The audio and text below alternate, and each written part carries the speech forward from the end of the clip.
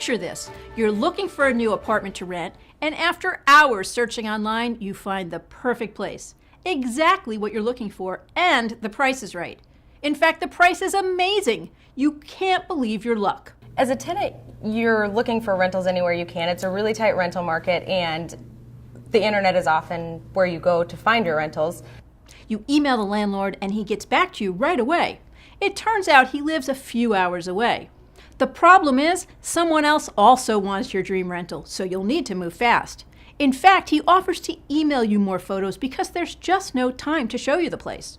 It's awesome, and you tell him you definitely want it, so he emails you the lease, which you promptly sign in return. If you're interested, you'll need to wire him a deposit, and he'll mail you the keys. Done. But when you go to move in, lo and behold, the keys don't work.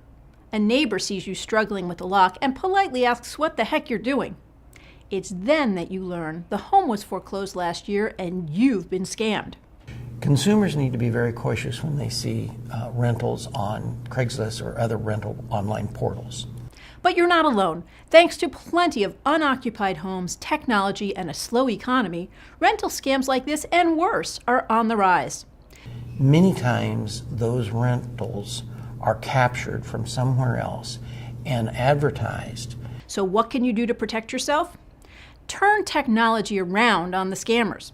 Use a reputable online real estate site because scammers are less likely to pay to list a scam rental. If you cannot meet the person in a safe location to transact that rental, then don't even do it.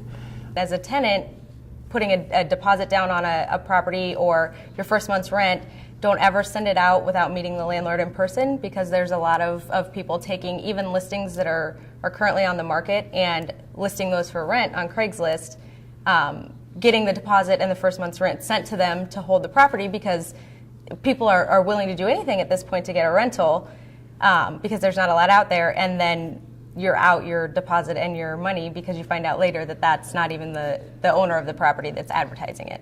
I have heard everything from send the money to this post office box and the keys will be mailed back to you, to, well, there are keys under the mat. You can get them there once you send me a check. And thanks again to technology, nowadays you can verify the title holder of a rental property in just about any county. When you do that, be sure to look online at the actual recorded deed. Sometimes rental scammers will record a fake deed to make it appear as if they own the property, so check it for irregularities and see if it was only recently recorded. If you're unsure about someone claiming to own a property, ask the neighbors.